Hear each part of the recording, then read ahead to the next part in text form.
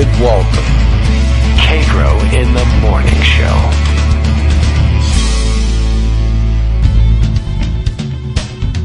And now, here's David Waldman.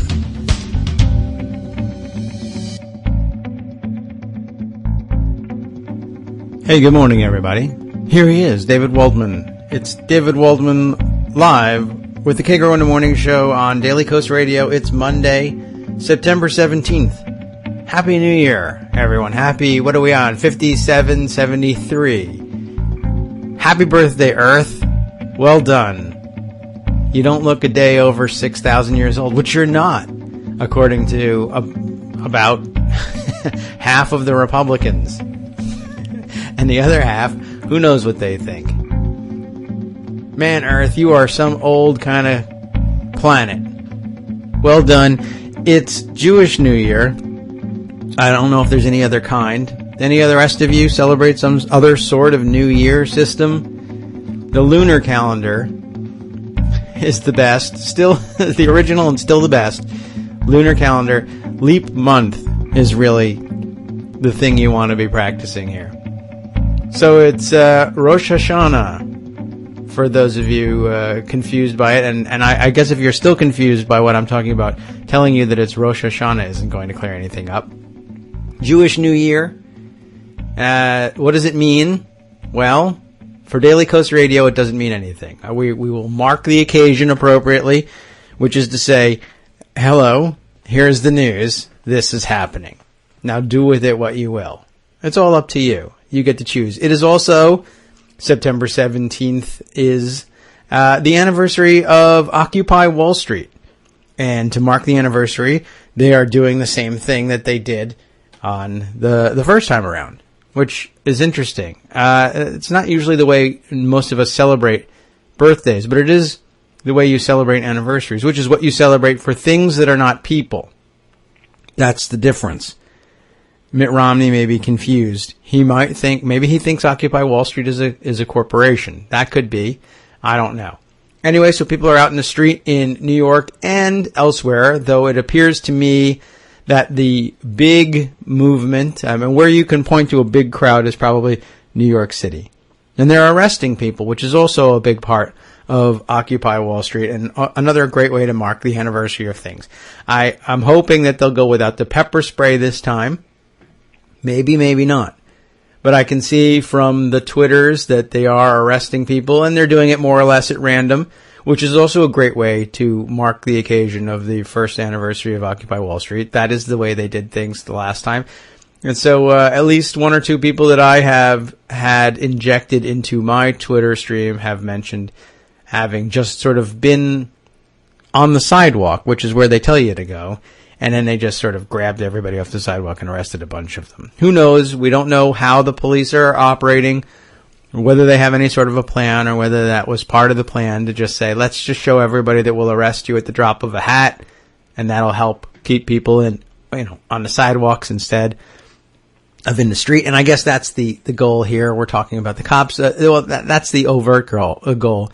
Everybody needs to be on the sidewalk, can't block the streets. And not that I think anybody is going anywhere, and most of the streets are, of course, blocked by police barricades already, so I don't really know what's going on. I'm not on the ground there. I'm not the one running the police operation. I'm not the one running the Occupy Wall Street operation. I can't answer for any of that. It's all just one big confusing mess, right? Both sides are to blame, and that's, I guess, what we're supposed to take away from this thing. So we'll hear more from them. We'll hear more reports from the ground. We'll hear more discussion of it, and we'll have some discussion of that here. Probably, no doubt, there are some of you who would like to call in today and discuss some of that. Remember, that is available to you. The number to call is area code 617-500-7147.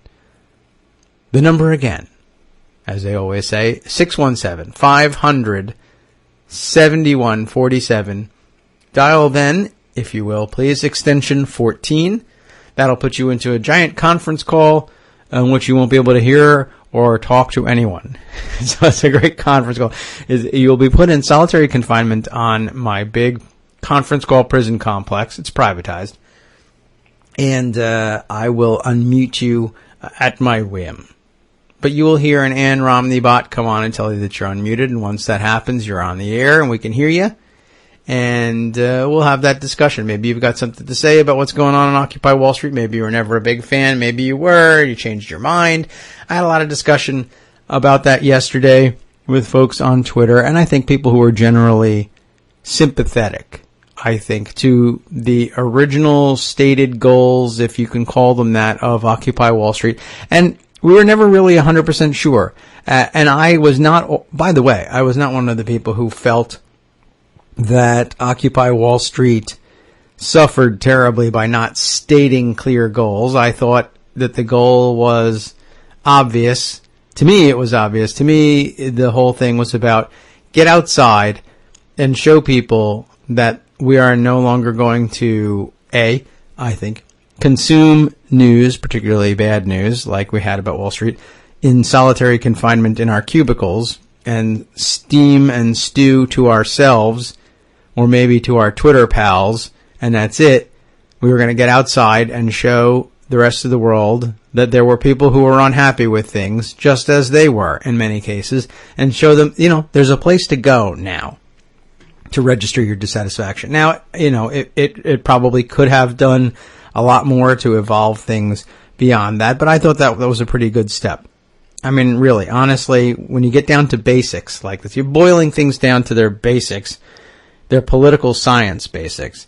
You were talking about a situation where, the economic, political situation we were all caught up in, with things that were too big to fail, that had to be bailed out with taxpayer money because not to bail them out was too disruptive to an economic system that we had so much invested in, that even though it was failing everybody in some way, we couldn't allow it to fail in that most complete way, or else the destruction would just be too great, too great to recover from, and that was weird. And it had to be done, perhaps, but it was something that people said, all right, I think I understand intellectually that something had to be done, but that doesn't mean we need to just dive back in and pretend nothing ever happened. We'll need to register some discontent, some disassociation, let's say, between ourselves and this system, to register our disagreement. And after all, when it comes right down to it, and we talk about this government being one that depends on the consent of the governed, that weird esoteric political science thing that nobody is really 100% sure how to measure, but we've all come to measure it by measuring ballot box results. And we have discussed where the ballot box idea came from at some length in this program in previous weeks. Maybe we'll get back to that. But if you need to register a discontent and a withdrawal of consent of the governed, how do you do that?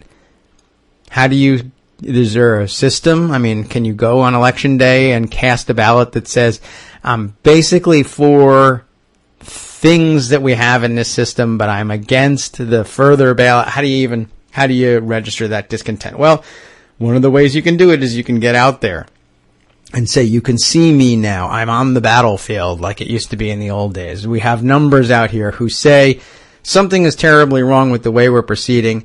I don't necessarily have the solution ready at hand, but I want you to come out to the field and address things.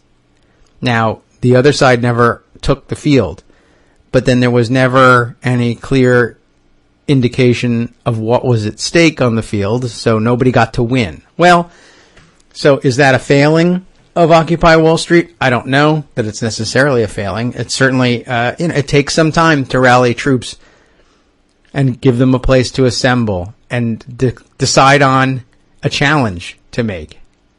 So hopefully, I'm ready to give them a chance to try and reset here on the anniversary. It may come to pass that they don't get to that. Maybe they're not capable of it. I don't know. But to me, we've spent a year now talking about things in terms of the 1% and the 99%. Whereas a year ago, we were still talking about too big to fail, and we were all disappointed about that, but we knew that there was nothing you could do, or we thought that there was nothing we could do. And now we talk about things in very different terms, and there's talk about tax fairness when there wasn't. There was instead talk about how many years in a row will we renew the Bush tax cuts for the wealthiest in this country, and now there's a serious challenge to that. So, maybe that's all they did. But it moved the needle. And a lot of the things that the rest of us did didn't appear to move the needle very much. So credit to them. And when you're looking at the history of who's been able to move the needle and who hasn't, I say give a second chance to the people who have a record with these things. Let's see what they have to say. Well, we have, right on cue, I was just about to talk my way over to this, my segue to Greg Dworkin, who's knocking on the door. The metaphorical door. It's actually a telephone that's not a telephone. It's Skype. And on the other end of the line, Greg Dworkin joining us for the morning segment this Monday, September 17th. Good morning, Greg. How are you? David, how are you this morning? I am well. Happy New Year. The Earth is 5,773 years old, apparently, and we're glad to have it. I feel that old this morning, but that's what happens on Mondays. Yes, it seems like a new year every week sometimes. Sometimes. All right. Well, this happens to be one of those times. All right. Well, let's see. So an interesting weekend has passed. The Sunday shows are over. The discussion over the weekend has been, I think, reflecting on last week's polls and anticipating this week's. We have a lot of new stories out. The punditry has been very interesting to watch about the Romney campaign, where it's headed, and in some cases, some news reports of internal strife, which is rarely a good sign for anything. So I assume we've been reviewing all of that, and you tell me, is that the direction we're headed in this morning? I think so. All right. On the anniversary of Occupy Wall Street, I do have to say that however you feel about the movement one way or the other, they have injected the term fairness into the political lexicon, and I think that that's there to stay. And that demonstrates the difference between the two campaigns. And it is interesting, as you said, that the political strife discussions or reports that have come out over the weekend are twofold. One is some unhappiness with what you might call the outer ring of the Romney campaign, complaining about the inner circle, and the other a report in BuzzFeed and some other places, but I saw that there first, about how Romney has realized that there aren't enough undecideds to win the swing states, the important ones, Virginia, especially Florida, and which is a must-win for him, and Ohio, which no Republican has won the presidency without. And because there are so few undecideds, it has to be a base election. He has to swing to the base. So you can expect this rhetoric to become more and more Sarah Palin-like as he tries to motivate people to come out and vote for him. And again, the issue there is that if he gets specific about policy, people don't like his policies. His base does, but that's only 35% of the population. Everybody else is sort of not so happy with the idea of not taxing the rich. Thank you, Occupy Wall Street. Mm-hmm. And so he's got some issues there. And that's reflected in the polling. You know, the conventional wisdom, which Nate Silver helps to set, is that you have convention bounces, and then after the convention, the bounce eventually settles back to normal. And Nate graphed out what he felt the mathematical probabilities were and suggested that about this time next week would be the end of any possible convention bounce. So we're still in the post-convention period, according to that way of thinking. And Nate's brilliant, and I don't take exception with that, but I would point out that when you actually look at the polls themselves, whether you're looking at pollster.com or Real Clear Politics, or whether you're looking at the aggregate you could find on Talking Points Memo, if you're looking at the RAND panel, which does a daily poll, if you're looking at Intrade, if you're looking at Iowa Electronic Market, they don't show that the convention bounce has completely receded. It's probably crested, and it's not going up any further for Obama at this point, but it doesn't seem to be dropping very much either, and seems to be fairly steady the last few days over the weekend on Intrade, for example. It's pretty much 2-to-1 Obama. Not much change over the last 2 or 3 days. And it's running 70-30 pretty consistently now on Iowa Electronic Market. Both of these are a shift from about mid-August, where they really have shown some movement on in Obama's direction. The polls are still tight. Everybody will tell you that. There's maybe a 4.5 point lead or so for Obama at this particular point in time. The election is not over. There's still 6 weeks to go. But it doesn't look like we have returned to the pre-election period right at this moment. Okay. Well, I'm glad to hear that, and I'm happy to see the data bearing that out. It's been a long time that things have been reported as deadlocked, and it was an enjoyable break last week to finally see some of the traditional media coverage shift to, okay, there's a measurable expanse between the two campaigns. We can declare that someone is leading at this point, but they didn't really actually give the whole week over to that. As I recall, the beginning of the week was still, some polls show a slight lead, but I think by the end of the week it was pretty clear, although there were still a few dead enders clinging to the idea that maybe Rasmussen would come in and save them, but I think that the end of the week settled things. He's only up, Romney is only up by a point in Rasmussen. And for the past 2 days, Rasmussen, in their write-up discussion, have been including what they call leaners. And since the morning poll doesn't usually come out until right after we finish our segment, proving everything that I just said was wrong, on Sunday's report from Rasmussen, I'll read to you, when leaners are included, it's Obama 49 and Romney 48. Now, this is a very Republican-leaning poll, right, which assumes that the electorate is more Republican than it is Democratic, which is highly unlikely. That hasn't happened in any presidential race that I know of. But, everybody's got their biases. Some polls are Democratic-leaning as well. Nonetheless, in the Rasmussen poll, which often conservatives circle around as the only one true poll, those are capitalized words, when leaners are included, Obama's up by a point. And again, 49-48 suggests that there isn't a lot of room there for other people to be recruited. The other thing that we noticed, and what we're trying to move away from, and we've always wanted to move away from, is the execrable claim that these polls are a statistical dead heat. That term should be stricken from the lexicon. It should never be used. It's either a tie or it's not a tie. And if it's not a tie, somebody's leading. Right. And people should just say so. Yeah, and I mean, it's worth noting that the margin of error is there for a reason, and you can read it, and it's easy enough to report that someone's got a 1-point lead, and the margin of error is 3 points, and everybody should be able to do the math. Maybe they can't, but yeah, the idea of, I suppose, reporting things as a statistical tie when, in fact, the statistics say it's not tied, but it's within a margin of error. Why not just say what it is and tell people what a margin of error means? CNN was especially guilty of that. My buddy and occasional call-in guest for you, Steve Zingeiser, had a lovely post on Daily Kos about that when the Marist NBC polls came out showing a 5-point lead in Virginia and Florida. CNN called it a tie. And no, it's not a tie. Well, the general thinking is that if it's less than the margin of error, call it a slight lead or call it an apparent lead.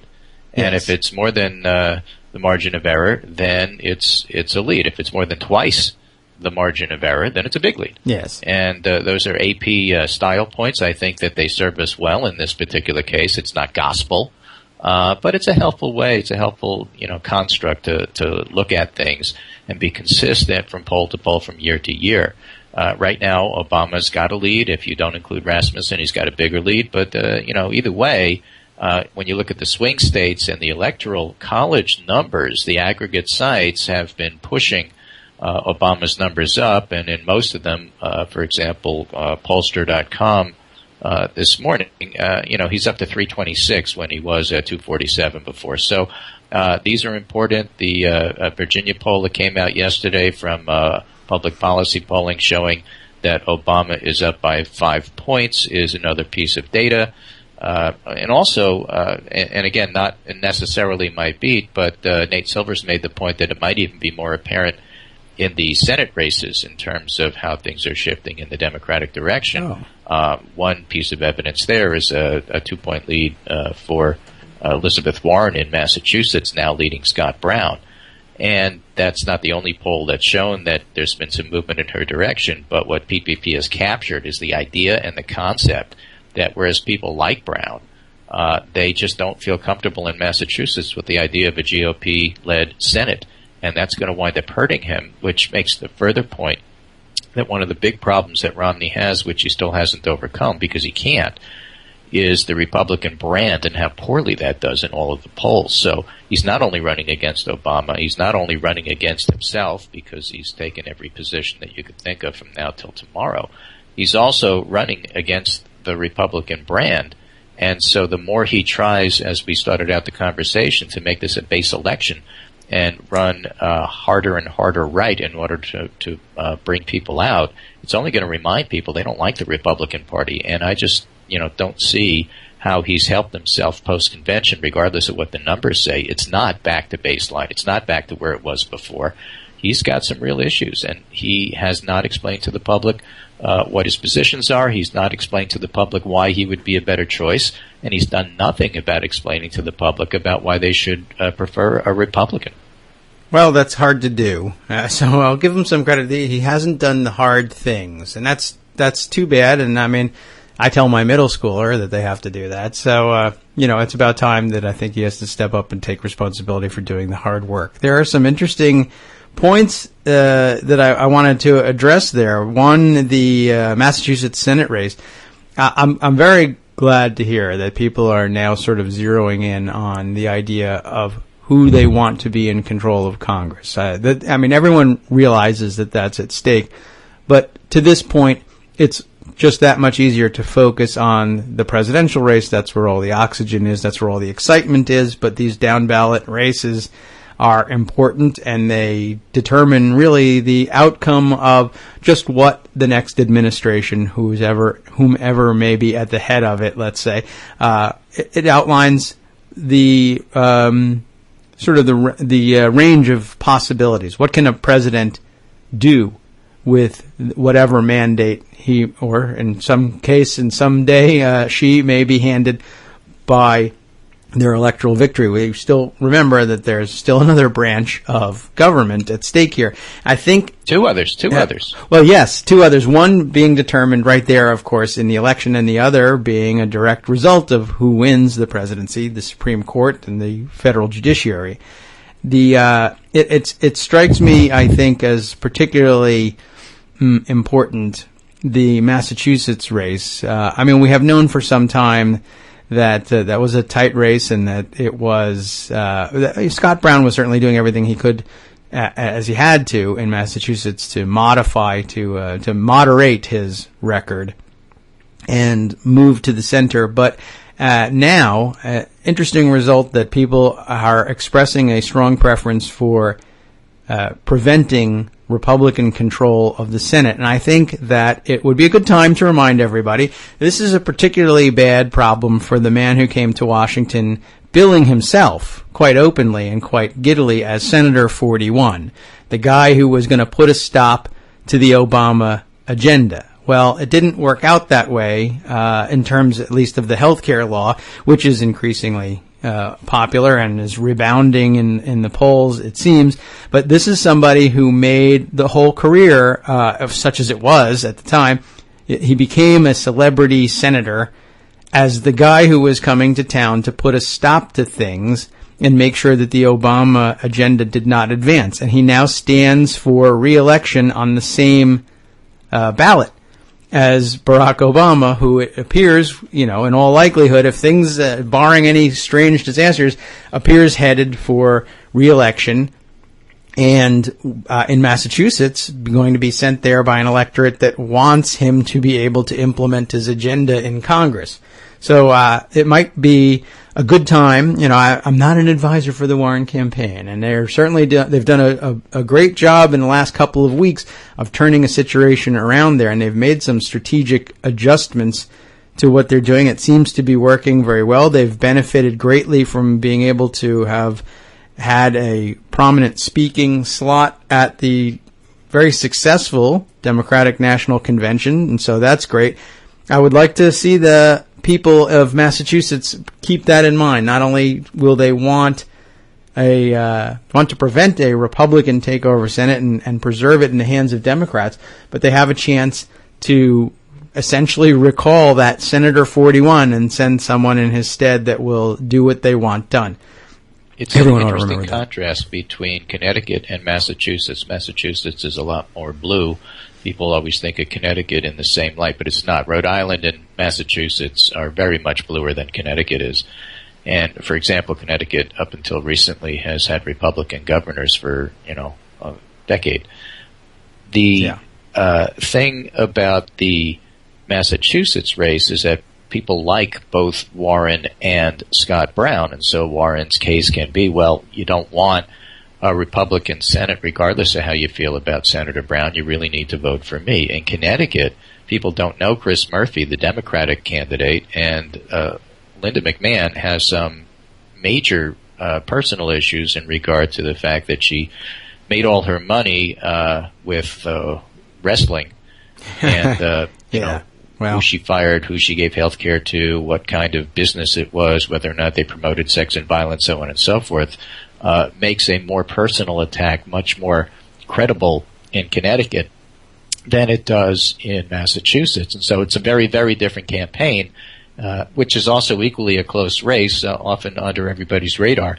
But McMahon has so much money that it's certainly possible that she could win. The other reason that she might win is the Democratic governor, Daniel Malloy, whose popularity is in the 40s and no higher, has raised some fees and or taxes, and people in Connecticut hate that. They wanted to hang Lowell Weicker when he did it a couple of decades ago. By the way, Weicker, the independent, used to be a Republican, has actually endorsed Chris Murphy, the Democrat. Mm-hmm. But nonetheless, that's a very close race with a different dynamic. And in fact, if there's going to be a Republican senator from New England, it may turn out that it's Connecticut and not Massachusetts, although it's certainly possible that both, and I certainly hope that both states will send a Democrat to the Senate. Yes, well, we hope so. It would be really, Linda McMahon just seems to me something of an anachronism as a Senate candidate. I mean, there still are plenty of very fringy Republican extremists out there running, but it seems to me, well, she's a kind of a holdover Senate candidate anyway, and she really, I think, was hatched at the time that we were dealing with our Sharon Angles and Christine O'Donnell's, and she's managed to hang on. She's always been a lot more media savvy. I mean, one of the things about her business background is it's all about media. True. And so she's run a very different campaign than she did in 2010 when she lost against a candidate, Richard Blumenthal, who was known throughout the state.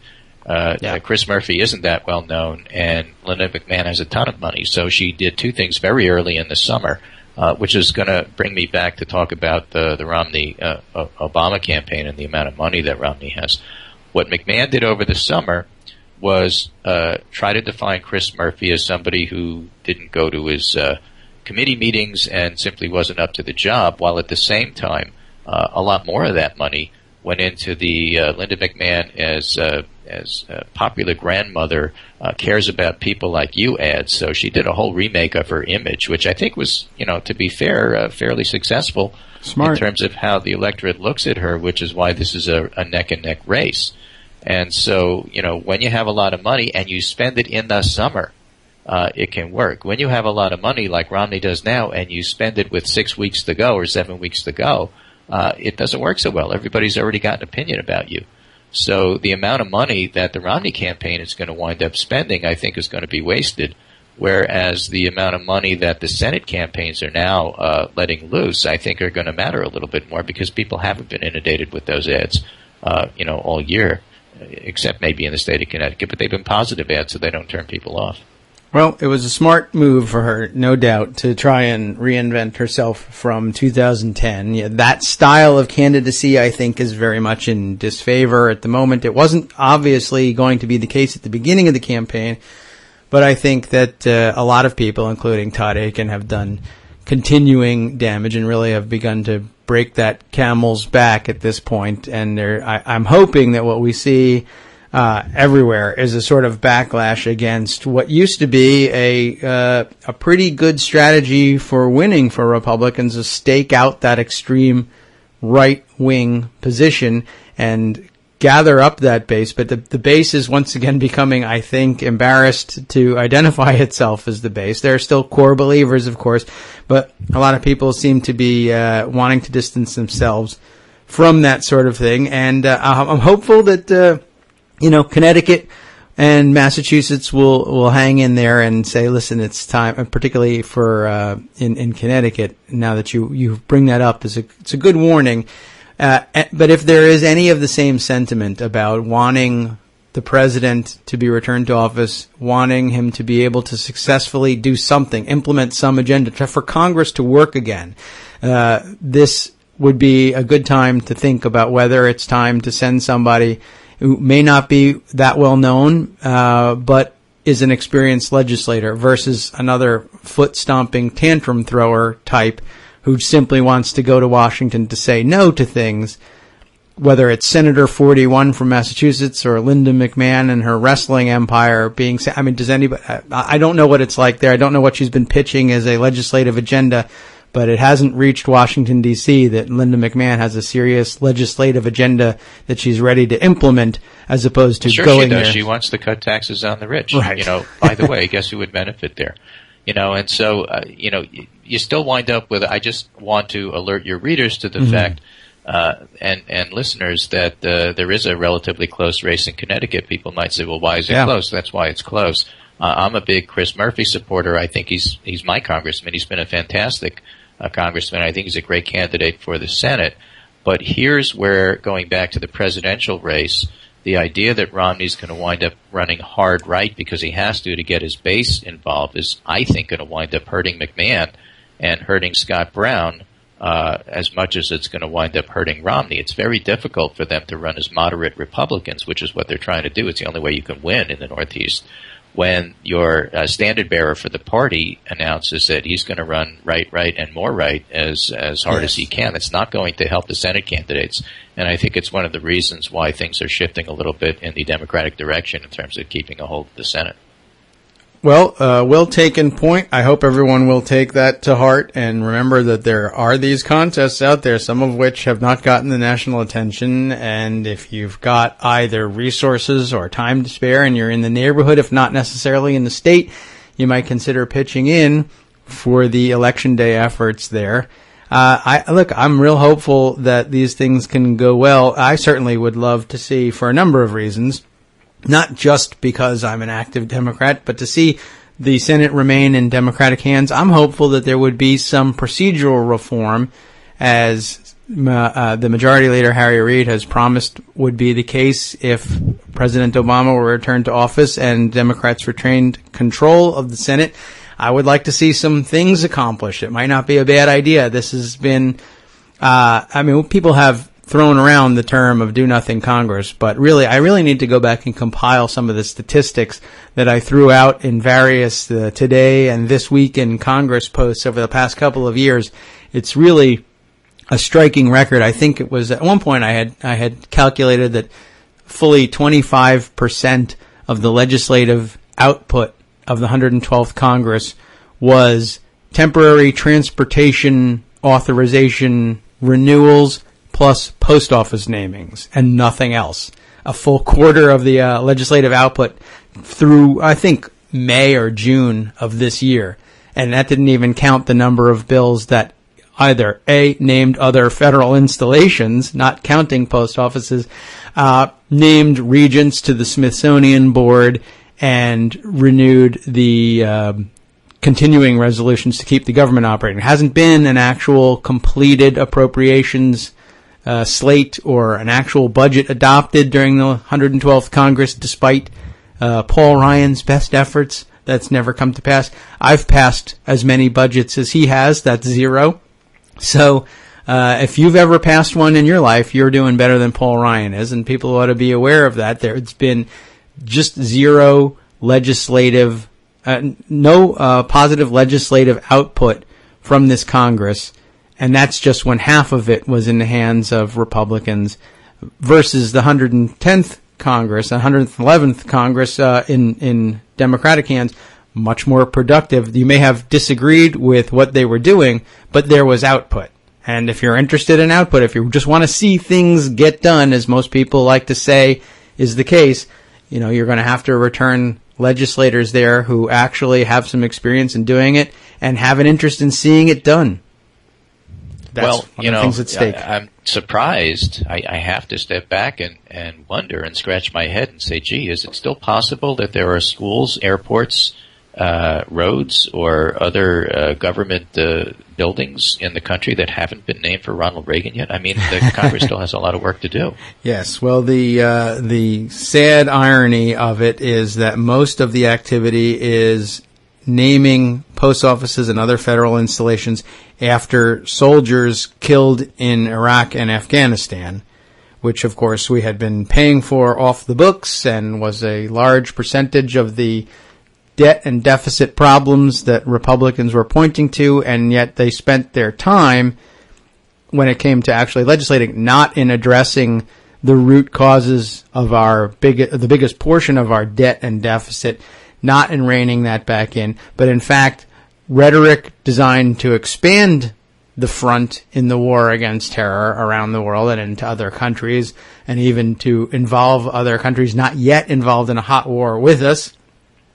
And at the same time, complaining that Democrats had no plan. Meanwhile, their plan, for at least 25% of it, was renaming post offices for the soldiers that they had sent to fight the wars they were looking to expand. Not a great record in terms of accomplishing things, in terms of jobs and the economy, which they kept saying was their priority. And though the other thing they kept renaming was their bills, by the way, which never went anywhere. But there was a great effort, especially during the middle of this year, that it would be the latter half of the legislative calendar for the Congress, which has pretty much stopped legislating and is going to probably the House adjourn at the end of this week, having done nothing. The rest of their efforts went into renaming their bills and trying to shoehorn the word jobs into almost everything. And it's really actually kind of comical if you watched the way the names of bills changed, and very few people keep an eye on that, but they had all sorts of wacky, or what was supposed to be catchy, names for their bills, and then as they would come to the floor on Monday, named the old way, by Wednesday when they were being considered, they were the National Animal Shelter plus a bunch of jobs act. They would just shoehorn that in there. So in addition to not actually accomplishing anything, they spent an awful lot of time renaming the things that they weren't accomplishing, and then renaming post offices. That they were able to get done. The Senate would agree to those. That they had a lot of widespread agreement on. Right. Good for you. So with Congratulations. that, I'll end my segment for today, but I do want to point your attention to a lovely interview that Nancy Pelosi gave with Candy Crowley on CNN. And Candy was trying to press Nancy Pelosi about what it would be like to be Speaker if she should win, and will she still run if the Democrats don't take over the House. Okay. And Candy threw in a question about, well, what will it be like, and how will you deal with having to deal with a President Romney? And Pelosi just looked at her and said, come on, Romney's not going to be president, and paused for a half a second and then said, everybody knows that. It's a wonderful interview, and if you can catch it, just catch that. It's about 5 minutes into it. With that, I'll call it a day and see what we can come up with for tomorrow. All right, great. Thanks very much, Greg. And I'll point everybody, by the way, to the radio post this morning on Daily Kos. The first couple of comments, all of Greg's usual visual aids. We didn't get to much of the discussion for it, but that will give you some good background to what was injected into the discussion today. Maybe we'll hit that stuff again tomorrow, but always good data you can find in the first couple comments there and in the abbreviated pundit roundup most days too. Thanks very much, Greg. We'll see you tomorrow. All right. Do be sure to check that stuff out, because there's always the visual aids are always helpful, and some days we get to them and spend more time on them, and sometimes not. Today it was a little more analysis-y. Is that a word? Analysis oriented. I don't know. Or maybe we just talk too much. That could be it. Anyway, you are listening to Daily Kos Radio. I'm David Waldman. This is the Kagro in the Morning Show. You can reach us by phone. That's a great way to get involved in the conversation. 617-500-7147. 617-500-7147. When you get through there, you'll be dumped into a conference call, essentially. Dial extension 14. That's where you want to be. 14, and then the pound sign, and then hang on. Things get crazy after that. Maybe. We'll see. I don't know. Anyway, thanks for tuning in. Stay tuned for more. We'll be discussing all sorts of things. We'll go back to the discussion of Occupy Wall Street. We'll talk about how things developed over the weekend, how everything is still a statistical tie, right? The way people love to report that. I meant to say, while we had Greg on the line, it would be interesting. I want to see, for consistency's sake, that on election night, when the returns start coming in, when things are, what do they usually say when things are close? They say things are too close to call.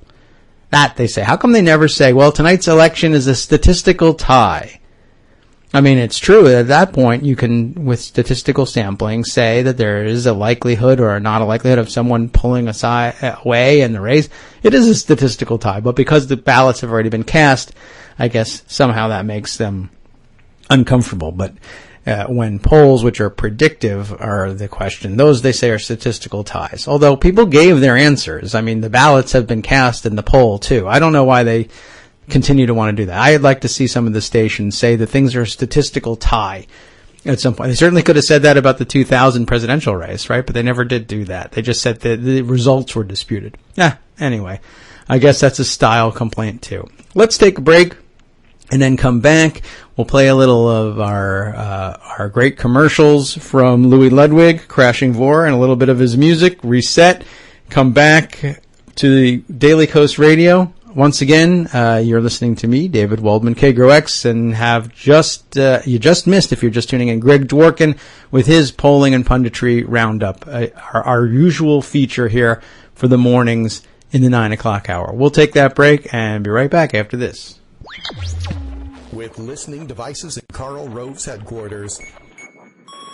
Ooh, we are Daily Kos Radio.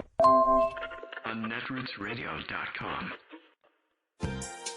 Do you like tofu? I like tofu. I really like tofu. I'll tell you why. Tofu can be anything you want it to be. Want Italian? There's spaghetti and tofu. Indian? There's tofu curry. Chinese? Szechuan tofu. I wish tofu would run for president. But I'm someone who is moderate, an independent, a progressive, a severely conservative flip-flop. He's changed his position, a flip-flopper. You're only allowed a certain number of flip. How many flip-flops to get? All right, let's do it again. Looks like an Etch-a-Sketch. Mitt Romney. He's like tofu, only with great hair.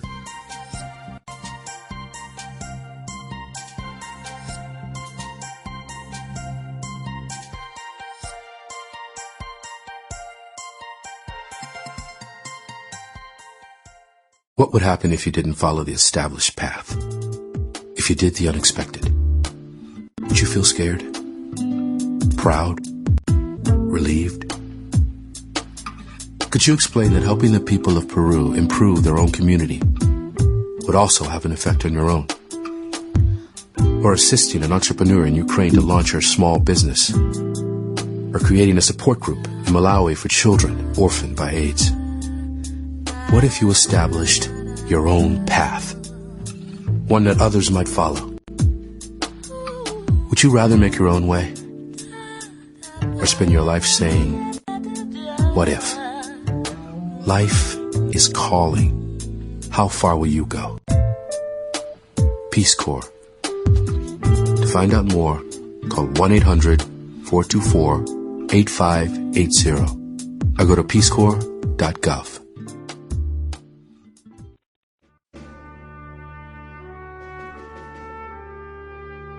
Families of fallen military service members bear significant burdens from the loss of their loved one. Often, when a death occurs, a two-income household must make do with one. Aside from the emotional devastation, the financial hardships placed on such families can be difficult. Lives are changed forever. Social Security provides income for surviving families of military service members. Monthly Social Security benefits may be paid to widows or widowers, and under certain circumstances, dependent children, grandchildren, and parents. To learn more, visit www.socialsecurity.gov. That's www.socialsecurity.gov. Have you ever asked a naturalized American how he or she feels about the business of voting? If you have, it's probably given you a whole new slant on the matter. To those men and women who were born in other countries, the right to vote is a precious privilege, and they line up before the voting booth on Election Day with the same high sense of pride and responsibility that one might feel upon being awarded some rare degree. Actually, the right to vote should give us all the same heady thrill. It is we, you and I, who determine the course of our country and the conditions of our own lives with those votes we cast on Election Day. Just one reminder, make sure your opinions will be counted.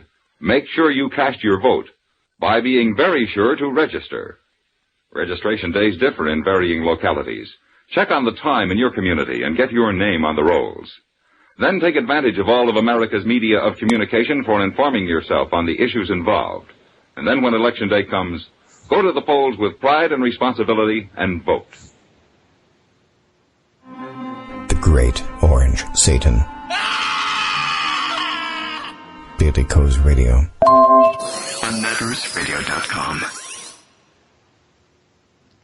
Everybody, we're back. It's David Waldman here on the Daily Kos Radio's Kagro in the Morning Show. How you doing? We had our short little break there, and I wanted to cut it short because Steve Singeiser is with us for his morning segment on Monday. Good morning. Happy new week to you, Steve. How are things going out there on the West Coast?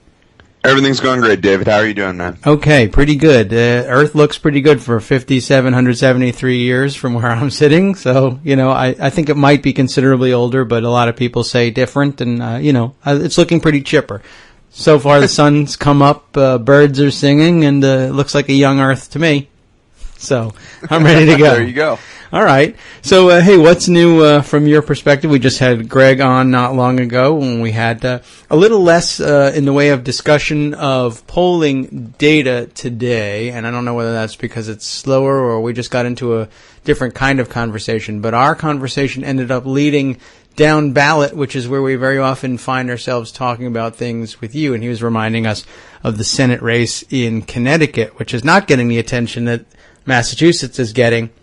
And ought to, because just like everywhere else, there's a Senate seat at stake, and Linda McMahon has done a pretty good job, strategically speaking, in reinventing herself as between 2010 and now, and sitting on a pile of money. But I wonder, maybe there are other places where that's happening, or other dynamics that lead us to, maybe we need to refocus our concern a little bit. We can't give the presidential race up for a lock, of course, but we're going to have to walk and chew gum in a lot of places at the same time, right? Oh, I totally agree. And no, the presidential race is not a lock, although I do have to say, and I don't know if this has come up on the show this morning yet anyway, but when you read a piece like that Politico piece that came out last night, yeah, usually campaigns that are confident of victory, I'm speaking of the Romney campaign here, usually campaigns that are confident of victory don't have the post-mortem what went wrong piece come out in mid-September. Right. That's a little bit of a thing. But down ballot, the McMahon-Murphy race should concern people because this is what having unlimited amounts of money can do. She's able to run television 24/7 in the New York market, which your typical Connecticut candidate simply can't do. And she has reinvented herself as this sensible kind of, I don't want to say centrist, but this sensible, let me go to Washington and get things done candidate. And she's also been able to do a pretty decent job of defining Chris Murphy, which is a problem for Murphy because as a congressman, Murphy was only really well known in his own district. Yeah. Which was actually the swingiest district in the state. So he's already in nominally, I don't want to say hostile territory, but he's never really done much better than 56, 57% of the vote there because there's a lot of Republicans in his neck of the woods. And now in the rest of the state, McMahon has spent oodles of money defining him. So, and he doesn't have the money to redefine himself quite as easily. So that's a race to be concerned about. Taken as a larger picture, though, there is some cause for optimism just in this morning's polling as I was perusing it before I came in. We've got a new poll out of Indiana done by Joe Donnelly's campaign that has him ahead of Richard Murdoch, 45-42. That, for those who don't remember, who are listening, that was the race where Richard Murdoch, the state treasurer and kind of a Tea Party-ish guy, knocked off the longtime veteran and quite respected Senator Dick Lugar in the primary. Yes. And that gave the Democrats the sense that, wow, that went from a race that we didn't have really much of a shot in. Donnelly only got in because his district was redistricted in a way that made it much less likely for him to win re-election. So he jumped in the Senate race, quite frankly, because he had no place else to go. But it was seen as sort of a long shot, a fool's errand. But now Murdoch's in, and it's a 50-50 race, and if you believe Donnelly's new polling, he actually has a narrow edge.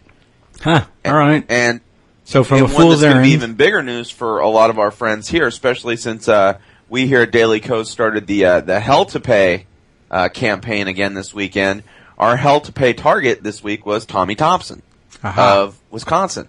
Well, Tammy Baldwin released a new poll this morning, having her up 50-45 there. Wow. And that's really big news because all the post-primary polling there, Wisconsin had their primary in August, all the post-primary polling there showed Tommy Thompson pulling out to a very real lead in the upper single digits, 6, 9, 10 points. I think Rasmussen had one at like 14 that everyone kind of looked at and scoffed at a little bit, but as often happens with their numbers.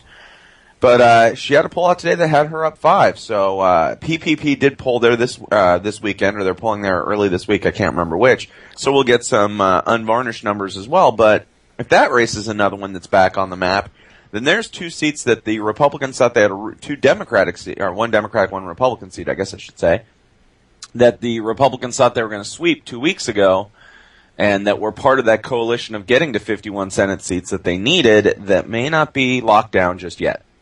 Well, that would be great. I'd love more than anything to see the numbers come out right in the Senate. I have special interest in seeing some procedural reform there, and although really I think basically whoever's in control of the Senate, you might very well see that, but the impetus for it will depend greatly on who's in the White House and what happens over in the House.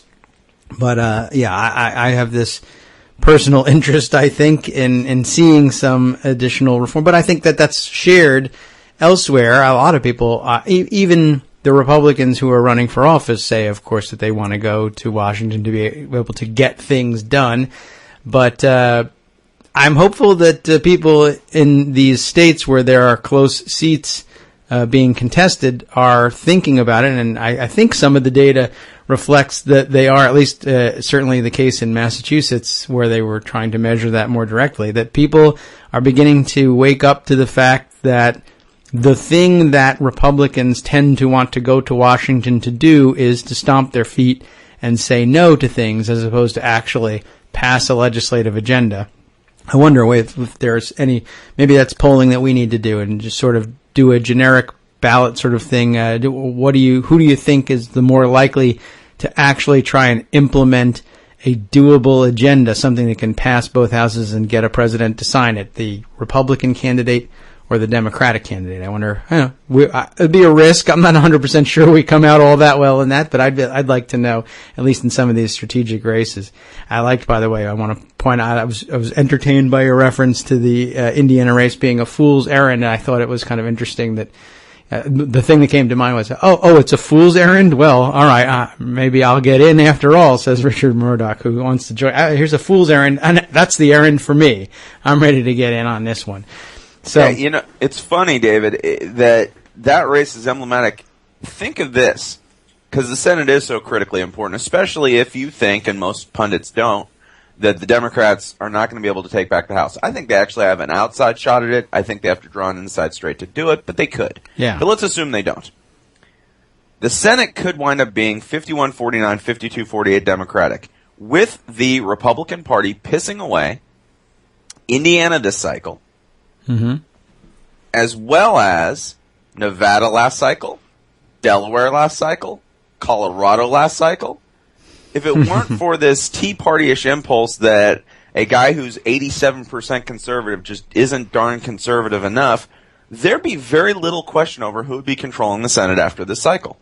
That's true. They absolutely shot themselves in the foot. Yeah, I suppose it's sort of like, let's say, throwing the ball at an opposing player on third down and short at the end of the game, like the Redskins game yesterday. I don't know if you caught that. Sorry, I didn't mean to strike too close to home there, but... Oh, no, I'm okay with that. I'm a Giants fan. I live in Virginia, but I'm originally from New Jersey. We had a good day yesterday, so... Oh, yes, you did. A big comeback. Yeah. I'm a Kansas City Chiefs fan, so football only matters on Saturdays in our household this season, apparently, so got that going for us. All right. We'll all find our coping mechanisms. That is fine. Exactly. So, at the end of the day, what it looks like is there's a ton of toss-ups. Could the Republicans still seize the Senate? They could. But this weekend, if you look at the data, it was not a good weekend. You brought up Massachusetts. We've now had 2 polls. We're waiting on a third. Suffolk University is releasing their poll today. But you had the PPP poll, and you had the Western New England College poll, both of which had Scott Brown leading previously, who now have Elizabeth Warren leading by margins ranging from 2 to 6 points. And that's especially gratifying for a lot of us who listened as the pundit class, not even the right-wing pundit class, the so-called impartial Washington, fair and balanced pundits, howled that she got a primetime speaking thing. Oh, the Democratic Party's making such a mistake. This is going to make this a left-leaning convention, and she's not going to have a chance of winning even in liberal Massachusetts. And lo and behold, her speech was well received. She takes the race from being 3 points up to 3 points down, or the other way around, excuse me. But and all of a sudden, Scott Brown, despite and those polls were not exactly stacked against him. In the PPP poll, he still had a 57% favorability rating. Yeah, but once again, the snap polls beat the pundits. Essentially, I mean, people actually listened to the speech and said, and watched the convention and said, "Hey, this is all right. I'm okay with this." Not only that, but it's Massachusetts. Yeah. I think people forget that Mitt Romney, who was the governor of that state, is going to lose that state. If all the stars align for him, he's only going to lose it by 15. If they don't, he could lose by 25. So I never quite understood the pre-Warren obituaries, politically speaking, that were being written in the first place, but they make even less sense when retrofitted for the fact that it's going to be a general election Massachusetts electorate that's deciding this race, and having an R next to your name in Massachusetts is normally a liability. Yes. I don't know. The Republican-leaning pundits, certainly, I mean, they're far gone as it is. Why the, professional media, non-aligned, supposedly, punditry went along with that, I'll never know, but I never understand what they're doing. But there certainly seems to be an alternate reality out there for people to grasp onto. It's the log floating in the ocean, I guess, and they're holding on tight. I saw something today, Judd Gregg in The Hill, with an interesting, lead to his. The point of his article, of course, was to come around to, gosh, we all need to be invested in bipartisan cooperation, which is just an insult from Judd Gregg, really, to think. Kidding. But I thought it was interesting. If you're wondering, why, well, maybe I'll give Judd Gregg one more chance after all, because after all, everyone loves bipartisan cooperation. Realize that the lead to his opinion piece in The Hill today says, leads off, although Bill Clinton certainly did not speak for the majority of the Democrats at their recent national convention, and I'll just stop there. There was no speech more well received at a Democratic National Convention probably for the last 15 to 20 years than what went on there. I mean, that was without a doubt the highlight of the convention and the one that everybody was talking about, even more so in many ways than Barack Obama's, who, he had a different agenda and had to deliver a different kind of speech. Clinton was free to deliver whatever he wanted, not being the candidate, but he hit it out of the park and everyone loved it and talked about it for days, and that was the point at which everything appeared to turn around.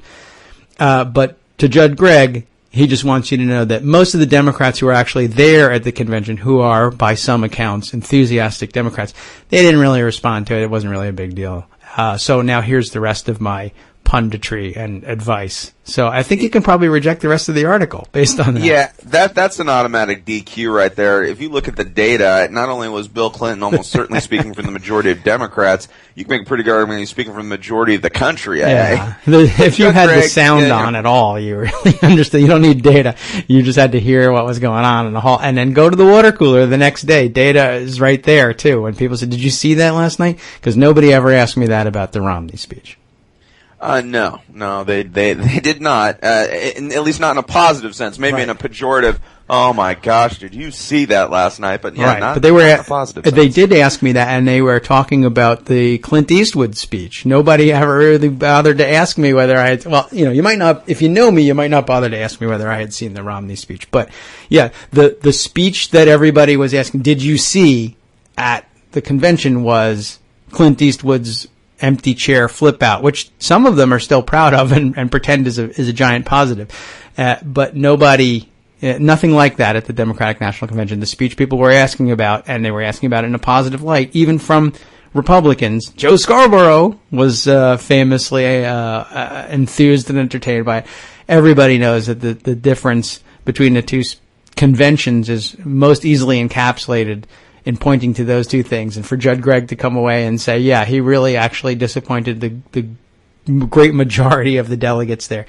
It's insane. So you stop reading there.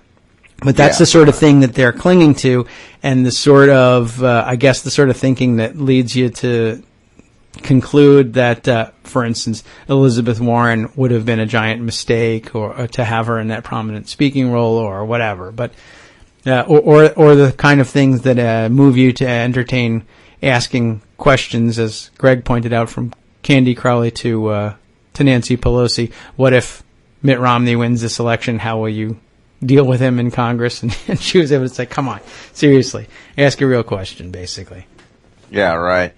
Well, it is, of course there's an off chance he could still win. Oh, sure. But I think you've got to acknowledge the reality that they're definitely coming from behind right now. And way behind. Could it happen? Of course it could. What a lot of us are saying, and some, when I write about this on Daily Kos, I'll get the stray commenter who I think is just being wildly superstitious, who says, no, we have to pretend we're down 10 points. Well, that's all well and good. You should keep hustling. I'm a firm believer in that. Yes. But the numbers are what they are. I'm not saying it can't happen. It absolutely could. What I'm saying is there is no precedent in modern presidential politics for this. The Republican operatives and their pundits and their speechifiers will say, they have got 1980 on the brain. Oh, yes. They're leaving alone the fact that I think it's universally understood, or at least it should be at this point, that Mitt Romney is not Ronald Reagan. No. Leaving that alone for a second, we forget that Ronald Reagan led for most of that 1980 cycle. Carter did bring it back much closer after his convention and held his bounce for a while, and even, they, at least in the Gallup poll, they traded the lead a little bit at the end, but it's not like this one. Mitt Romney has never really established a lead in this race, and certainly never a clear one. Even when Barack Obama's approval rating was in the low 40s, Obama was still either dead even with Romney or a few points ahead. Now that Barack Obama's approval rating's in the upper 40s and even in some polls the low 50s, it's a little hard to see where all of a sudden Mitt Romney's going to pull away to a blowout victory. The math just doesn't work. It doesn't. Could it happen? It could. But it would be unprecedented is the point I think we're trying to make here. Right. And by unprecedented, we mean also not described by 1980. As you just pointed out, a lot of the linchpin of that claim appears to have been, in my reading of the conservative punditry, that that Reagan was behind and then, made a tremendous come-from-behind victory at the end. And the data says the opposite. So... to depend on 1980 for either a data analog or a comparison of the candidates, that would just be ridiculous. But none of it holds up, and it doesn't make any sense, and it's as baseless in terms of attachment to reality as Judd Gregg's description of the Clinton speech. And I guess that's where they're all coming from. It doesn't really matter what reality says. We're going to give you the reality we want you to work from. And then if you'll follow us from there, everything's fine. But apparently nobody's interested in doing things that way. Well, and there's an old saying that the blood on the floor tells the story.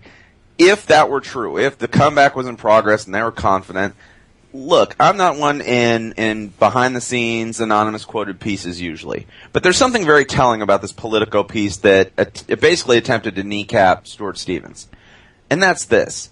A campaign that in its own mind thinks it's winning or competitive doesn't go to reporters and try to talk about who's to blame for what's going on. Because I don't want to get too logical because I know that scares people, but if you're doing well, there's nobody to blame. There's only credit to be shared. So I know that seems obvious to our listeners, but just on the off chance that someone from the other side happens to be tuning into Daily Kos Radio this morning, I want to break that news to you as gently as I can.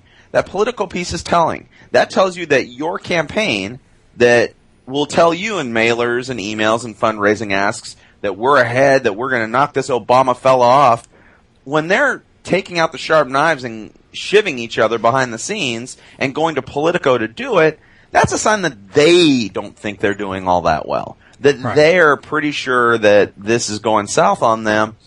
And the funny thing about it is, from at least our perspective, is you don't see this in September usually. We didn't start seeing these articles in the McCain campaign till almost right at the election time, and they all centered around the pick of Sarah Palin. Yes. If you recall. Right. So, to see this in mid-September, it was fascinating to me. A what went wrong piece. When, in reality, though the polling doesn't look good for them, and even though it's reasonable, it's one of those weird elections where it's reasonably close, but nobody has, outside of Rasmussen, nobody has Mitt Romney tied or leading. You can say it's reasonably close, but, CBS had it at this, and I think at 4 or 3, and that was with likely voters. With regular old standard issue voters, it was up around 8 or 9. Yahoo's new poll that Langer's doing for them had it at 4, with 11 among registered voters. Our own State of the Nation poll we do with SEIU last week had it at 6. Gallup has it at 4. So, but they all have the same lead. So, obviously, my guess is their own internal numbers, state by state, look even worse because I can't remember in recent history a campaign where they started kneecapping each other 6 weeks, 8 weeks out. Yeah. And that's just rational economic action there. They're looking out for their next jobs, which, is to be interpreted as they don't think their next one is coming from Mitt Romney. So. Well, yeah, and it was even, David, and I think we talked about this last week, it even showed up in their convention. What was the first thing they said after Chris Christie's keynote? Oh, he's auditioning for 2016. Right. Well, if you're confident in your campaign, your party's campaign, there will be no auditioning for 2016 because Mitt Romney will be running for re-election in 2016. Yes. You hear all these guys giving their 2016 New Hampshire stump speeches out there, and not enough of the pundit class said, well, this is a little peculiar, isn't it? Why are all these guys auditioning for 2016? Well, because they don't think Mitt Romney's going to win, and they want to be the front runner in what's to come. And I think that speaks to what you just said about these guys, these operatives, protecting their reputation, because it's not implausible that on about November 9th of this year, those guys are going to be signing on with all the dreamers and pretenders for 2016. Yeah. That's the next job, and if they thought they were going to get one from the Romney administration, you wouldn't be hearing the story, because you'd be killing yourself in terms of getting work with the transition team or the administration afterwards. You have to watch yourself if you think there's going to be one of those. I do recall that I think some of the spin that I saw immediately following the reflections on the Republican convention that all of these other speakers were talking, are setting themselves up for 2016. Was that when we started to hear from certain quarters that perhaps Romney was going to declare himself, I'll only serve one term, sort of come in as Mr. Fix-It, Mr. Turnaround, and then maybe not run in 2016? I wonder if that was supposed to be some sort of cover for everyone thinking that the convention was about 2016 auditions. I don't know whether the timing lines up for that one. It didn't work anyway, so I'm not sure if it matters, but I wonder if you will remember offhand whether that timing works out. I don't remember that. It's a silly idea to begin with. If you're turning the country around and doing great things, why would you hand it off to somebody else? Well, I don't know. That was his business model, certainly, at Bain. His the whole idea was turn it into something. Turnaround guy. Yeah, I guess, and then sell it and leave. But you can't sell the country, so I don't really know. whatever. You cannot sell the nation at a profit. That is true. And that's one of the reasons. And it's just not a very plausible thing anyway. I don't see, for example, Jim Harbaugh saying, I'm doing such a great job turning around the San Francisco 49ers that I'm going to retire and hand it off to somebody else and just watch how they do in my absence. Usually if you're turning things around, you want to go to that next level, but hey, maybe he's a different breed of cat. What do I know? It could be. Yeah, what I recall now, what were the dates that the Republicans were having their convention? It was late August, right? That's correct. It ended on the 31st of August. Okay, so it wasn't quite, the timing doesn't quite line up because I looked it up because I remember that the discussion was Mitt Romney was going to model his presidency on James K. Polk, which was an amazing pull for anybody. I mean, honestly, whether you understood that was supposed to mean one term or not, and I don't know offhand. I'm not familiar enough with James K. Polk to remember whether he was a guy who said, I really only want to serve one term, or whether he, who knows what. Well, the reason was that he only served one term, but most people want to serve a second term. And almost nobody, I mean, it takes, again, the out-of-touch Romney bot to say, well, what will really motivate people is if I say, my model for the presidency is James K. Polk. That's just another one of those, I don't know what a chocolate donut moments is to me, I guess. But I don't know where, Manifest Destiny, is over. We've settled the continent, and that was a big James K. Polk push. I so guess. I don't know. His middle name was Knox. Maybe that's James K. Polk platform he was going to embrace wholeheartedly. But hey, at least he pulled out a president. We had a vice presidential candidate the cycle before who I'm not sure could have named a past president. So that's true. The party is moving forward. Right, and that's important to remember. It's progress. But apparently that came out on August 27th, 28th, so it precedes the conclusion of the Republican convention. Although maybe everybody knew by that point what Chris Christie and the rest were going to try and do with their time. I don't know. I may have spoke on the 28th, so maybe you saw in the advanced copy of the speech and just immediately jumped in. I'm only serving one term, apparently. Right, and I guess it then took the New Republic to turn that into a James K. Polk comparison, but whatever. I guess maybe it seems like I'm constructing this after the fact, but you have to try and reach anything if you're trying to fill in the blanks about why a guy would say I'm both Ronald Reagan and James K. Polk at the same time. Maybe time space continuum doesn't matter. It doesn't really matter. The chronology doesn't matter. And if Joe Klein can get away with that, then I can too. So we'll try that. Absolutely. All right. Well, let's see. So what else is on the radar, or if anything, in the time that we've got left? I don't want to hold you too long. I know you're back in school. No strike where you are, right? No, we actually, it's funny you bring that up. We just reached a tentative agreement on our contract. We actually did have a dispute brewing, a pretty nasty one in the district where I work here in Southern California, and it went to mediation a few weeks back, and this is one of those rare examples of a mediation session that worked, and they hammered out over 13 hours, and next thing you know, or however many hours it was a full day. I know that because our guys were gone the whole day, and they hammered out a tentative agreement, which we voted on last week. The outcome of that election is not known yet, but then it goes to the board, and we might actually have a settlement. But that is Chicago strikes ugly. It's a bit upsetting to me as a teacher, which is for those who don't know, that's my actual day job, is I'm a high school teacher.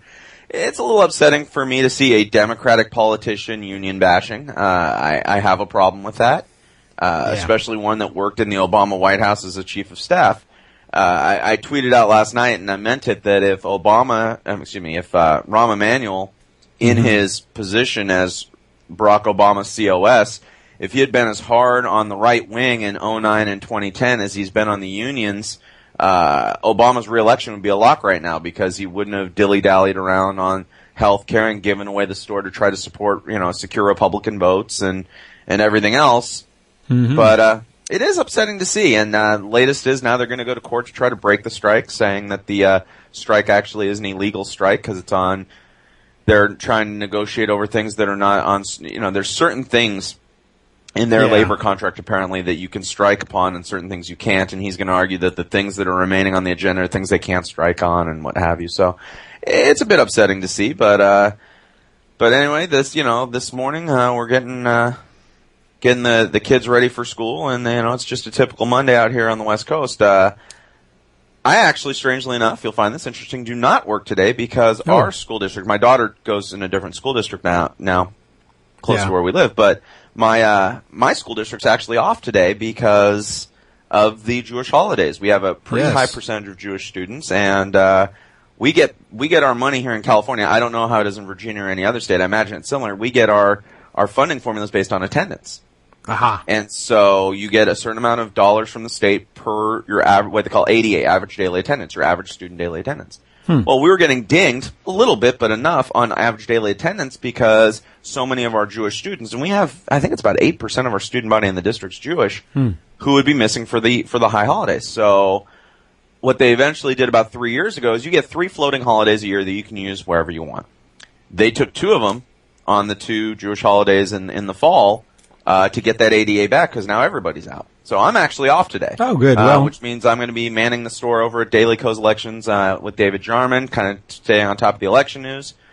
And that's how I'm going to be spending my day off, as it were, here. But other than that, just going to be keeping an eye on the polls and the news. When we get back together next week, I think we'll have a very clear picture of where this stands. The polls that come out this week, you cannot say convention mounts about. They'll be more than a week removed. And I think we'll have a very good picture of where this race stands a week from today. All right. Well, good. All right. We have a good free preview of next week and a little bit. What do you expect to be dealing with today? I think everybody's saying it's kind of a slow news day over at the Daily Coast newsroom. So we'll be scrambling for things today. It's a funny thing that whenever that we say that, and I don't know if it's the gods of politics smiling or smiting us, but whenever we say that, usually by the middle of the day, something fairly huge breaks, and we're all scrambling for the rest of the day. From my perspective, Monday's usually a pretty decent polling day. A lot of over-the-weekend polls come out. I know we've got one coming out that I'm eagerly looking for, which is that Suffolk poll in Massachusetts in the Warren-Brown race. And so I'll be looking at that. I know that this is going to be a very busy polling week. This is sort of the calm before the storm because now you got the debates are now 2 weeks away. And we'll see where we're at very soon here. And other than that, I plan on actually trying to get a little bit of non-political work done, get caught up with my teaching stuff, and that's going to be my day here. All right, excellent. So sneak preview, everyone can you go and spend the day. You can keep Daily Coast open, and when news finally breaks, we'll let you know. we'll be on the lookout for it. Okay, excellent. Thanks very much, Steve. Enjoy your day off, and we will talk to you again soon. And let us know. Ring the alarm bell if something exciting happens in the next. What are we at? 47 minutes or so. All right, will do, David. Have a good week. Thanks. You too. Take care. Steve Singeiser joining us from the West Coast on a day off for him, where everybody else is, I guess, getting ready. 8% of his school district is getting ready to go to Temple, or pretend that they're going to Temple. We'll see. Jewish New Year. My kids do not get off for the Jewish holidays. We always used to in New Jersey. I guess we just had that percentage. I don't know what the percentage of Jewish students here. I guess it's lower, or we don't have the same formula. And I always like to find out. That's great procedure stuff, right? Why would one school district decide on a day off for the Jewish holidays? Is it more than a question of just respect for one of the major religions? I guess it is. It's apparently there's a formula that tells you whether or not you're going to honor that stuff. I think around here, what would we need a day off for? I don't know what the demographics say. Well, we still get Christmas. There's always that. I know there's more than 8% that celebrate Christmas. So, it has been an interesting morning, despite the fact that it is a slow-ish news day. And, let me use that opportunity to reset. We'll tell you once again, those of you who might just be joining us, you're listening to Daily Coast Radio, a Monday through Friday production here from the great Orange Satan, as it were. And we do have, I believe, everything's lined up to have Armando on at 11 o'clock, and what we're now calling the 11 show, as he retools his presentation, and we hope that Jesse LaGreca is getting his own affairs in order to bring you the Ministry of Truth show. This is something we always thought would be a great addition to the lineup, and we are trying our best to provide more original programming, both for our own sake here at Daily Coast Radio and for our friends at Netroots Radio, who support and host us essentially on their Shoutcast stream. That's kind of the structure of the way things are going on here, and I hope you are all aware of the fact that Netroots Radio runs pretty much 24/7. It doesn't have original programming for all of that time, but there's plenty of good programming, particularly on in the evenings. Got a lot of night owls among the Netroots Radio folks, and who are we talking about? We're talking about people who are your fellow Daily Kos community members, if you are a member of the Daily Kos community, and is increasingly, thankfully, I'm so glad we're expanding our reach with Daily Kos Radio, thanks in large part to the availability of our podcast feed through Libsyn, and even more, I think, the availability of our podcast over Stitcher Radio, Stitcher.com. If you haven't found your way there, you might be interested in doing that. That's probably, I think, to date, one of the easiest and most convenient ways to get our podcast on the fly, because it makes it available over your mobile device, whether it's Android or iPhone or anything in between. Easy way to download things, to stay up to date, and to keep our podcast handy. Libsyn, of course, makes possible a very easy RSS feed. But between the two of those things, if you happen to miss the show live, you're able to pick it up on demand pretty much and listen to it in iTunes, listen to it on your phone or on your iPod. We have yet to find, I think, I've been asked a lot about whether or not our podcasts are available on iTunes. I mean, from the iTunes store. And I think that answer is still no. And I am not 100% certain what you have to do to get that done.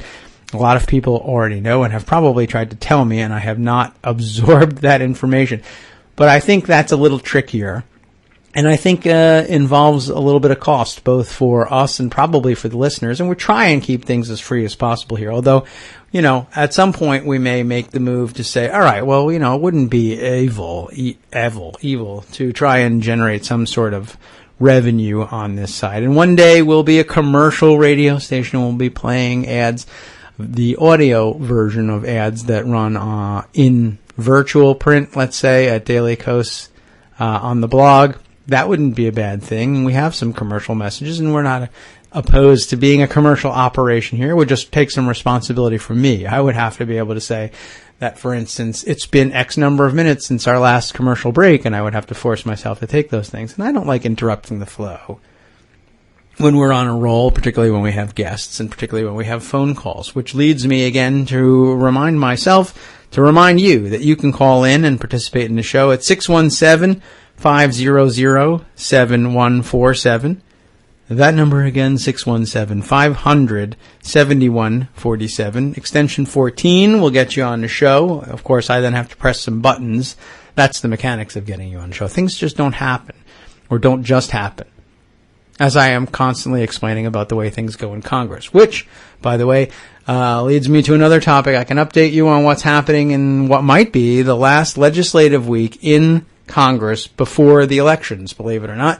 And we'll get to that after we take another break, just to be kind of super professional and stuff and have those little spaces in there. We want to get used to that, because one day we're going to be holding to a hard schedule of having those things in there. That's going to make it possible for us to distribute the show over, let's say, terrestrial radio. How about that, right? We'll take a short one, because I'm ready to come back. Be back after this. If we are not stopped, we will gay marry everyone. Daily Kos Radio. On netrootsradio.com. What would happen if you didn't follow the established path? If you did the unexpected? Would you feel scared? Proud? Relieved? Could you explain that helping the people of Peru improve their own community would also have an effect on your own?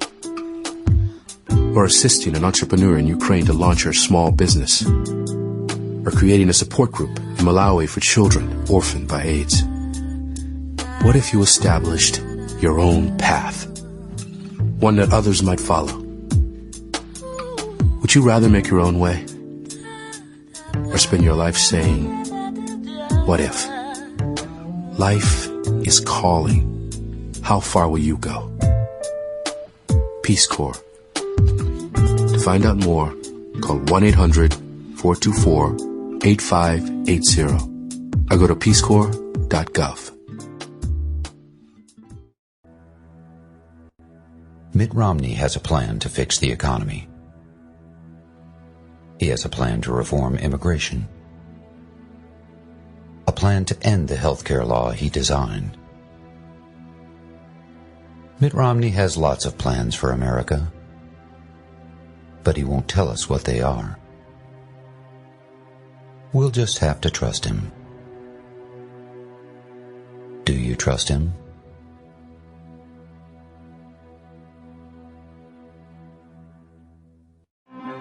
The Great Orange Satan. Daily Kos Radio. On NetRootsRadio.com. Hi, we're back. It's me, David Waldman. We're here on Daily Kos Radio, the Kagro in the Morning Show. So we're back. We're facing a slow news morning, but there is plenty going on. There was lots of discussion over the weekend, so we can hit all those things. And it's slow news if you're sitting, at home trying to cull the news and digest it individually, as we so often do, sitting in our cubicles, or me at home in my larger cubicle known as the house. And it is interesting. I guess if you're isolated like that, then it's a slow news day. If you're on the streets in New York, for instance, protesting the continuing inequality in the American economic system, then it's not a slow news day. Unless, of course, now you're back in isolation because you've been arrested. Because that's what's going on the streets of New York. So it's not a slow news day there if you're being herded into orange netting and sidewalks and arrested. And once again, just to return to what I was discussing at the top of the show, and again, maybe you want to join in that discussion and give us a call, and you can do that at 617-500-7147. Then dial extension 14 to be a part of the conversation. I was talking earlier about the Occupy Wall Street movement's anniversary, and some of the discussion I was having on Twitter yesterday with people who are, I would say, I think they occupy pretty much the same portion of the political spectrum. I think that's fair enough to say. That I do. I mean, people who are good friends and people that I follow and follow me on Twitter, and we have good discussions all the time. And I think it's a fairly common position among people that I know, quote unquote, know from Twitter. And see, I've forgotten to turn down the ringer on the phone here, so you're going to have to hear 4 rings. It's too bad because I thought I turned the ringer off.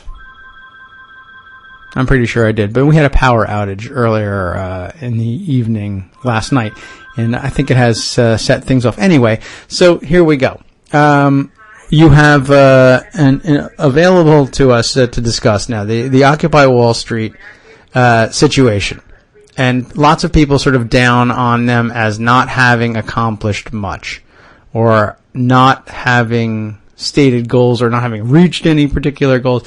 And the thing that I thought was most important, a couple of things about Occupy Wall Street and what they had done. One, they had put on the map the discussion about tax fairness, about economic inequality, about the 1% versus the 99%. Whether or not that was the sharpest way to draw the contrast, I don't know. I mean, it may in fact be a situation of less than 1% against the rest of us.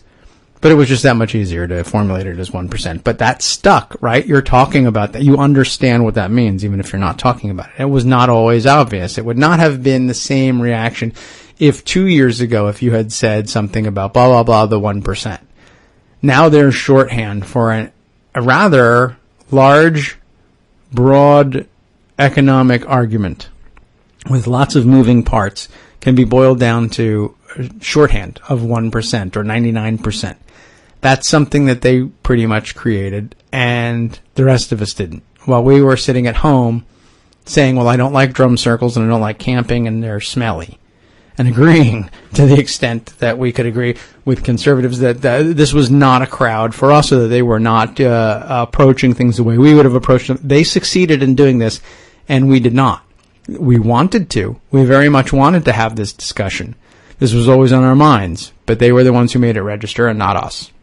And number 2, I think one of the ways they made it register was that they got out of the cubicle. They did not consume their news solitarily the way we're doing. And some of the electronic networking we're doing is enabling us to exercise a little bit more leverage politically. And I thank social media for that. It gives us the opportunity to at least engage over the tops of cubicles, right? We can now consume our news in solitude, as we always have and as we are still comfortable in doing, but we can chat about it and have some ongoing side commentary, peer-to-peer level commentary through Twitter, through, we always had that through blogs, or we have had that for several years. We've got the radio, I guess, but that's a difficult way to do the two-way communication. Even though I've got that phone number, it doesn't exactly work as two-way communication, but it's fun for me, and that's enough. That's all that really matters on this end, is I am able to talk out some of these things and tweet out some of these things that I have not lately been able to write at length.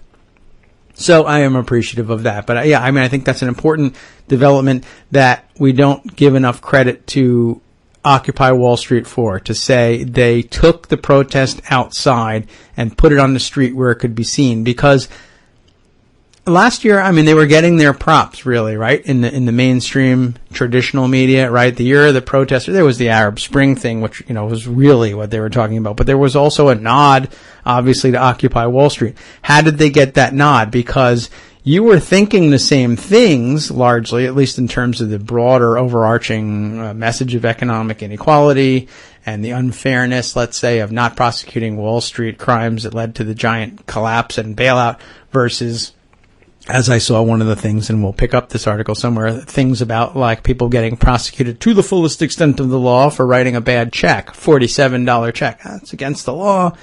But why are we doing that as opposed to people who've stolen literally millions and sometimes billions of dollars? Well, that's just more complicated. There's a lot of explanations as to why you would do that. But the fundamental unfairness has occurred to all of us. Otherwise, a story like that wouldn't resonate. And if it didn't resonate, it wouldn't be reported that way. But, why do we talk about that? Why do we get why does Occupy Wall Street get the nod from Newsweek, mainstream media, the news weeklies, etc., when you were having the same ideas? Well, the reason is because they're out there being seen, and you're in here not being seen. It's obvious to anyone who wants to investigate how many people really are thinking about this. The polling will tell you that, but you don't. It's never the year of the poll, is it? Right? The year of the angry polling. Now you have to get outside and show. And at least the Tea Party showed that, right? And they were a minority. Look at the polling now about the Tea Party. I wonder what the trend line is. I don't think it was ever that great for the Tea Party, but what did I see earlier? Something like, here we go. And I saw it retweeted by Greg, which is how it came to my attention. Poll Report on Twitter. And who is Poll Report? Well, it's thepollingreport.com, an independent, nonpartisan resource on trends in American public opinion. Sounds great, doesn't it? Well, anyway, Greg retweeted. Basically, I'll get the original tweet because I shortened it down in order to make a comment on it. But let's see what we'll give pollingreport.com its due and read it the way that they sent it. Where was it? We'll see. Oh, see, now they may have more volume than I was anticipating this morning. So it might be harder for me to find their original tweet than I thought. Maybe I could trace it back further. But here's the deal. Basically what they were saying was they had asked people, or they were reporting a CBS New York Times poll that asked people whether they were supporters of the Tea Party movement, whether they considered themselves supporters of the Tea Party movement or not. And the answer, basically, baseline answers, yes, 22%. 22% considered themselves a supporter of the Tea Party movement, and no, 68%. And my comment, that's birther level numbers. Right? Remember when we were reporting on the significance? Now, for birthers, that was a significant number. To find out that 25% of, at the time of Republicans, said that they were, or indicated some interest in this birther position. And everybody thought, well, depending on where you were trying to spin from, it was either, well, that's insignificant, who cares, it's a fringe. But, I think in reality, most people were shocked to find out that almost a quarter of self-identified Republicans believed in that crap. And it was considered a dangerous and significant number. And it is. But yeah, so now the Tea Party polls about where birthers were polling. And gee, I wonder how that could be happening. Right? What a strange overlap. Well, anyway, yeah. So, the Tea Party, for all its faults, and for, given the fact, how few people were really actually actively involved in that nonsense, they were out there and they were wearing funny costumes and they were getting photographed and they were reported on. For how long were we complaining that there were 100,000 people in the streets to protest the Iraq War, and that was a virtual news blackout compared to the fact, to how they were covering 6 to 10 people getting together in tricorn hats on a corner, asking people to honk their horns if they didn't like paying taxes, and saying that was a political agenda. Well, most people don't like taxes, and lots of people have horns. And if you see idiots in tricorn hats on the corner during your drive to work, you almost are compelled to honk at them, no matter what kind of sign they're holding. All right. Well, we've got a caller on the line. Let's unmute that caller and say hi. Calling from the 719 area code. Caller, hi. How are you? And where's 719? It is in southeast Colorado. All right. Well, welcome to the show. Glenn on Daily Coast on GM4. Hi. Good to hear from you. How are you? Hello. Hi. Okay, go ahead. Why don't you tell us what's on your mind? Well, first of all, I want to say I try to listen to your show every day. I wish you were out on the weekends because I have more time to sit around drinking coffee on the weekends and boring with the radio show. Thank you. There's a diary on Daily Coast by Modem, and he's talking about knocking on doors in outstate Missouri. That's the title of it. And he says a lot of the people in the outlying areas who are quite poor, like we're here, they say they don't vote because their vote doesn't matter. And I wanted to, and he said, I don't know what to say to these people. I don't know how to convince them. So I have a comment, and I thought I'd give the comment on the radio. Great. My comment is this. Perhaps you feel like a tiny little drop in the bucket on, say, a presidential race. But there are also some local races, like state government or district, where the vote may be won or lost by 100 votes or less.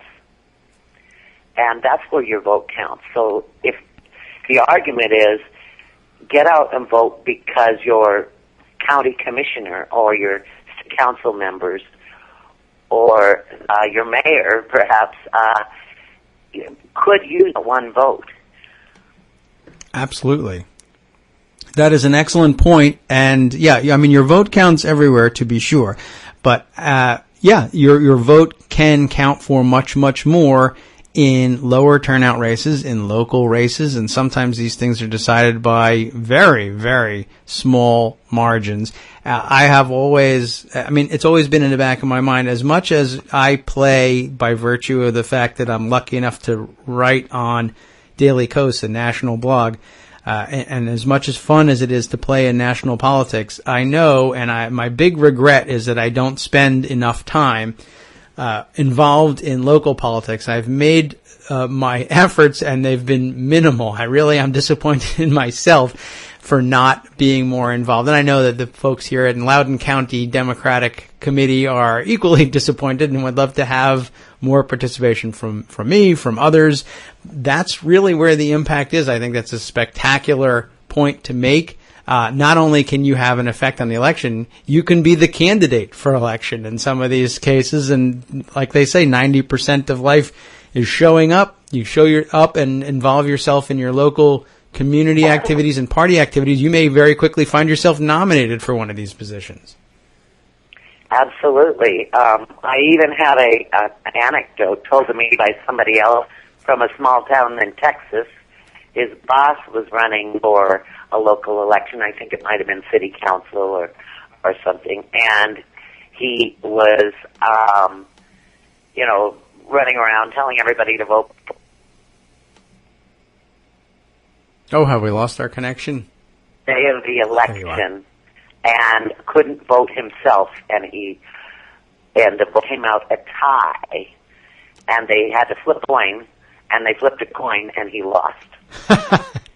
His own vote caused him to lose the election.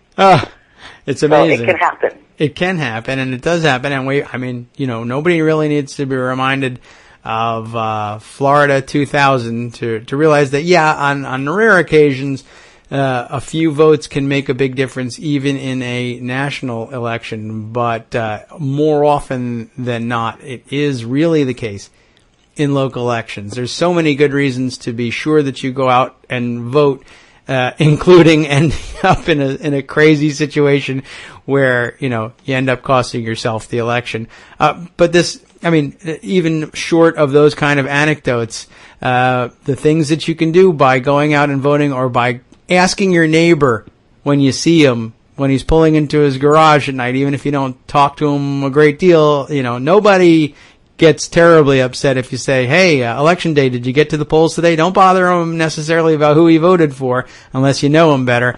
But, it's always fair game to remind your neighbor to vote, and it can make the difference. Yes. Well, that was all I had today. I appreciate you coming on to say it. Thanks for joining us today, and thanks for listening. And I'll tell you, on the weekends, have you found our podcasts, by the way? Because if you miss a show during the week, or you want to save one for the weekend, you're certainly welcome to do that. I miss doing the show during the weekend, too, but my kids appreciate my not doing it. But you can find our podcasts not only on the Daily Coast Radio group page, where you can download them from Libsyn, but also Stitcher makes a great app that'll enable you to download the shows automatically and have them ready to play on your iPhone or Android or whatever you might have. Or if you want to transfer them to iTunes and play them on the computer, you can do that there, and you can occupy your Saturday and Sunday morning coffee that way. I invite you to do that if you haven't found that yet. And to tell, again, just like voting, tell a friend so that more people are getting our message this way and can hear callers like you. Thanks very much for calling in. I hope you'll do it again and keep getting people to work in those local elections. Thanks for your story. It was a great one, and you make a great point. Hopefully, you'll enjoy the podcast over the weekend too. Thanks so much for calling, and I'm going to check out that diary. I have that open now that you mentioned. Knocking on Doors in Outstate Missouri. It looks like is that the top recommended diary? A hot prospect here, and we really need to integrate that more into the show. It's very hard to monitor everything, but it would be wise. It's not the top at the moment. It's the second most recommended, and that's pretty hot too. 320 recommendations for Knocking on Doors in Outstate Missouri. We should probably discuss the contents of that article if we can get back into that. That would be some good stuff too, I'm sure. This is a huge topic, and we've been on it before. And when we had that big, expansive discussion, I guess you could call it, a couple of weeks ago about just the basis of voting. Why do we vote?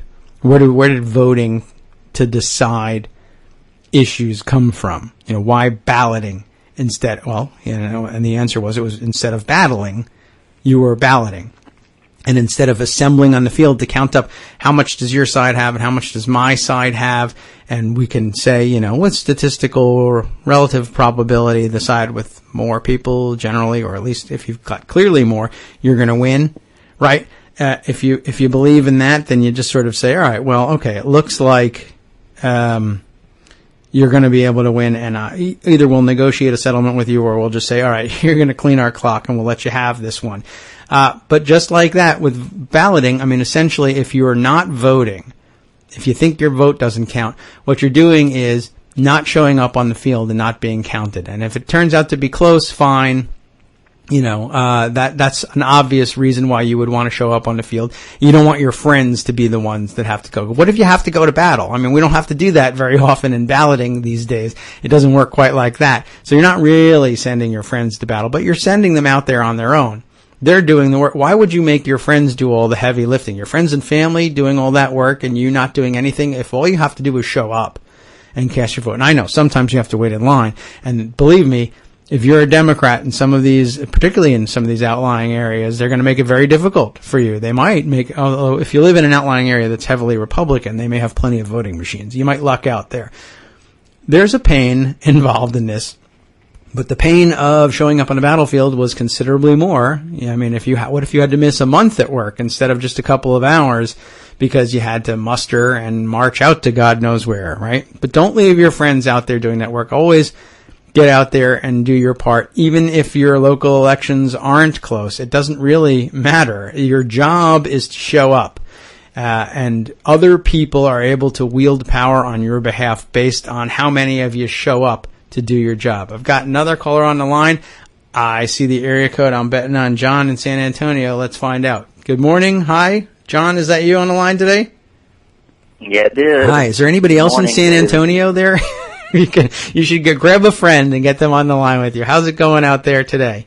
It's going well. Good. Yeah, I want to talk about this Bob Woodward book, The Price of Politics. It was released last week, and read several reviews of the book and excerpts, and I've also seen him all over the television. And I think the book is missing out on the central story of the debt crisis. The crisis should have never happened at all. The crisis, when the crisis happened, Mitch McConnell said it was over. He said it was a hostage worth taking.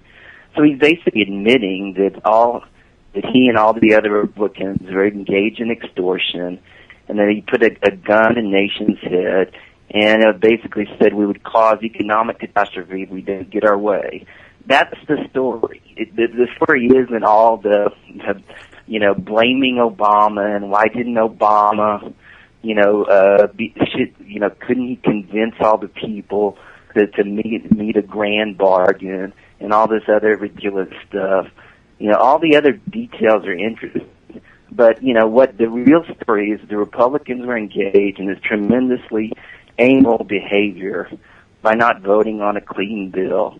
Every other debt ceiling bill in the history of our country was put through by a clean bill. And, why isn't Woodward focusing on this? And also, all the people who are writing reviews, they're not focusing on it either. And, of course, on Daily Codes, people do focus.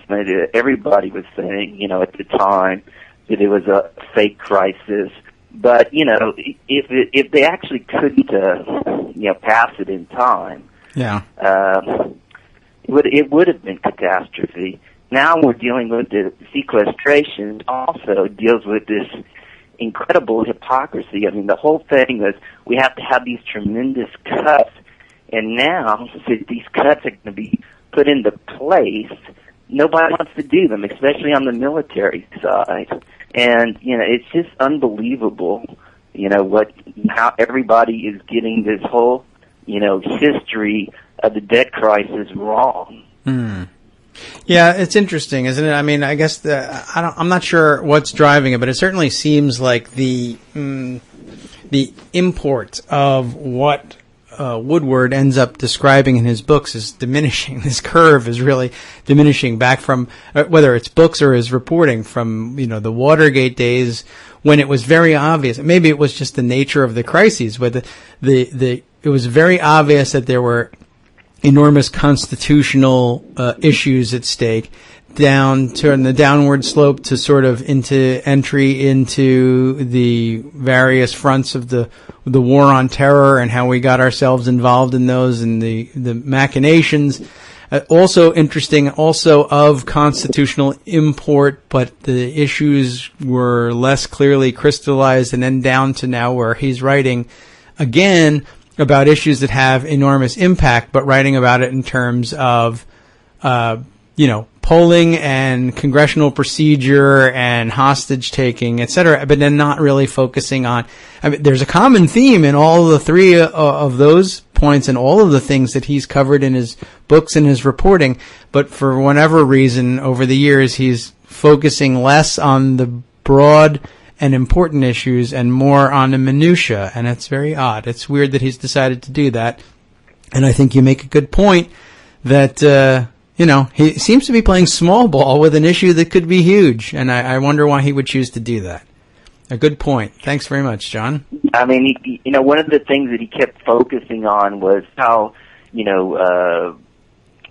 Boehner was drinking Merlot and smoking a cigarette, and and Obama was, doing Nicorette, and he always says that in all of these interviews that he does, and I'm just like, who cares, Yeah. The Obama, what the Republicans did, and what they're continuing to, I'm sure you're aware of, that basically they're going to do the same thing to the debt crisis, and you always talk about filibuster reform, and the first thing that happened that the Democrats actually do this reform, and they do win the House, is actually outlaw the debt ceiling. This is ridiculous that this should ever happen. It is extortion, and what Obama should do, if that doesn't happen, is that he should basically go on a contain and get all of his surrogates out there and say, we're only going to give you a clean bill. And that's what he did originally, but then he caved.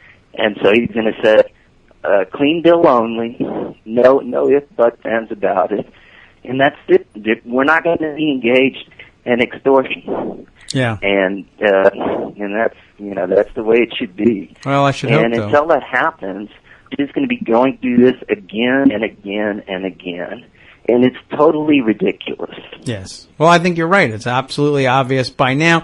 For whatever reason, for a while, it seemed maybe it was just politics, or maybe it was more than just politics, and maybe it reflected an actual view inside the Obama administration, which I think is diminishing, if not gone by now. If he hasn't realized it, we'll all be very upset that, there's no genuine interest on the other side in any bipartisan cooperation. Holding that out as a possibility at this point seems ridiculous. And I know already, though, there has been hints, if we can retain the White House and retain control of the Senate and maybe even make some gains in the House, then the message will be clearer to the Republicans. They absolutely must get serious about bipartisan compromise. And yet I think that they probably won't, and I could see where they would try and hold that out one more time, but I hope that they'll learn their lesson a lot faster, if not go into it already with it in the back of their minds in the next round of negotiations. You're right that the time is ripe for this. That we hopefully will realize this. It reminds me also of another thing.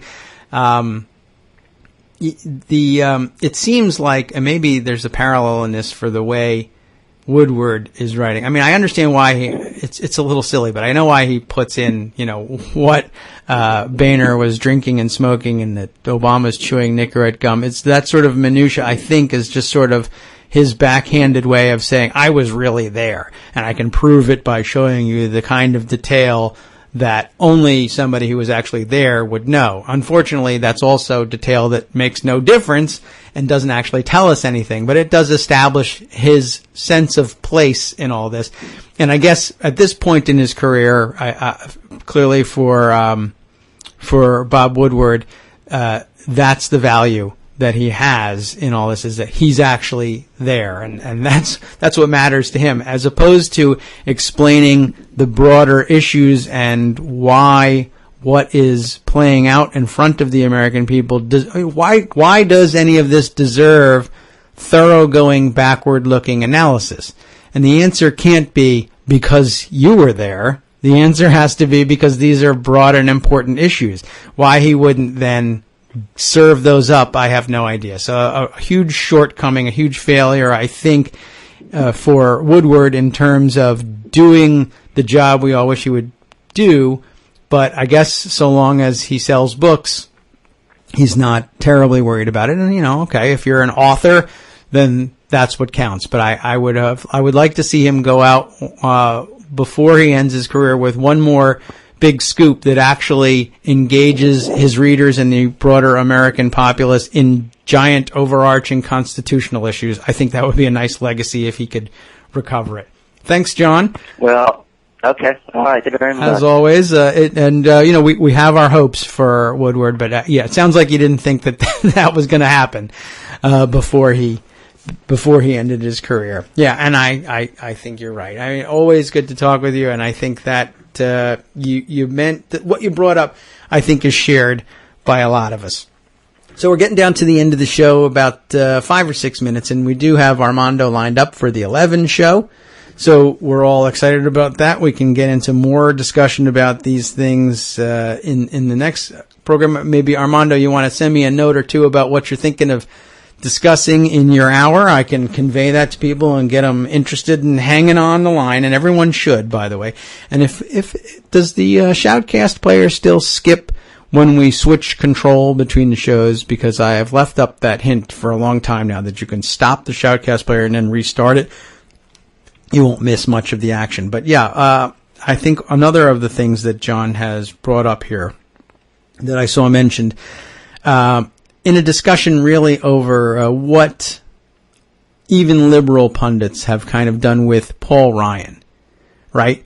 Paul Ryan's reputation going into his nomination as vice president was, of course, the one of the budget wonk, the guy who was in command of the numbers. And as it turns out, he's unwilling to or unable to discuss the actual numbers. All the reasons that he was nominated to the ticket, he's left unfulfilled. And some of us are coming to the conclusion that he may never have had any command of that stuff after all.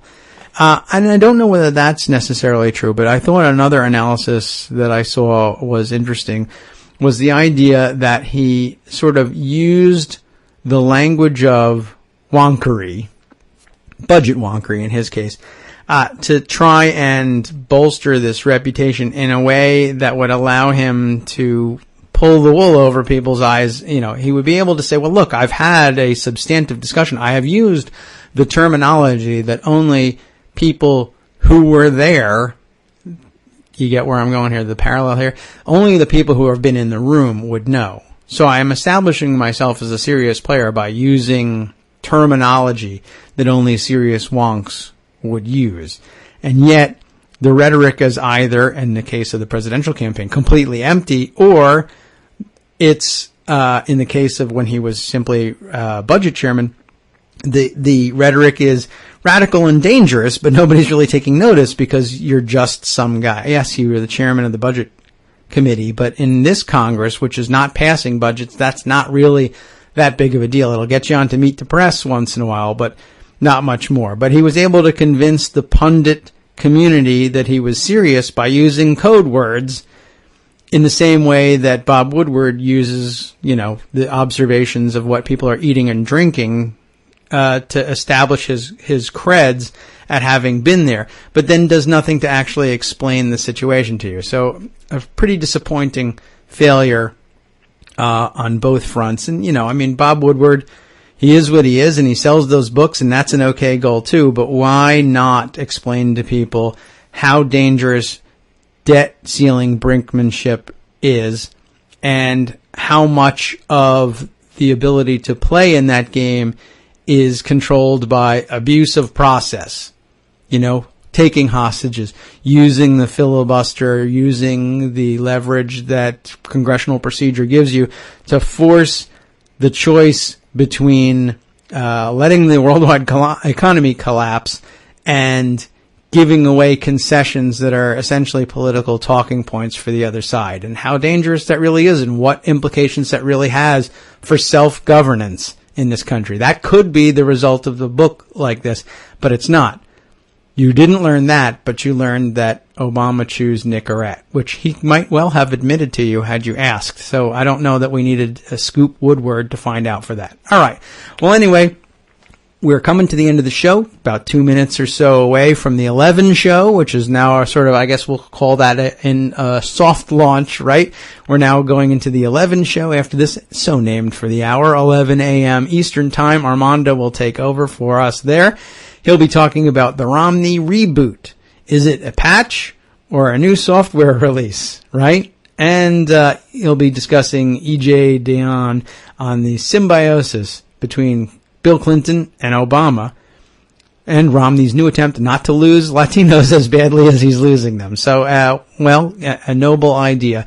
A little bit too late, right? A day late and a couple $1 billion short probably on that one, but he's got the money to spend on it. All right, so we'll roll out the outro music. If I can find that here. I'm pressing all the wrong buttons here. Here we go. Fantastic.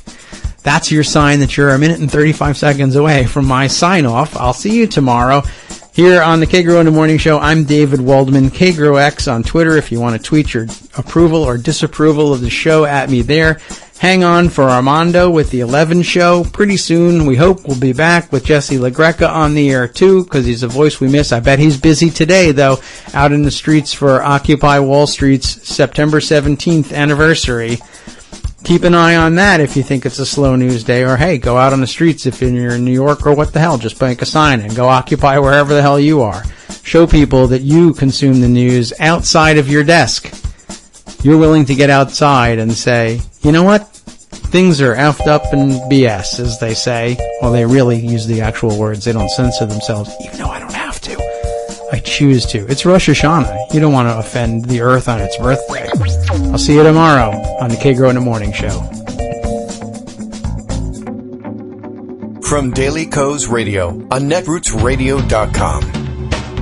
You have been listening to the Kagro in the Morning Show with David Waldman.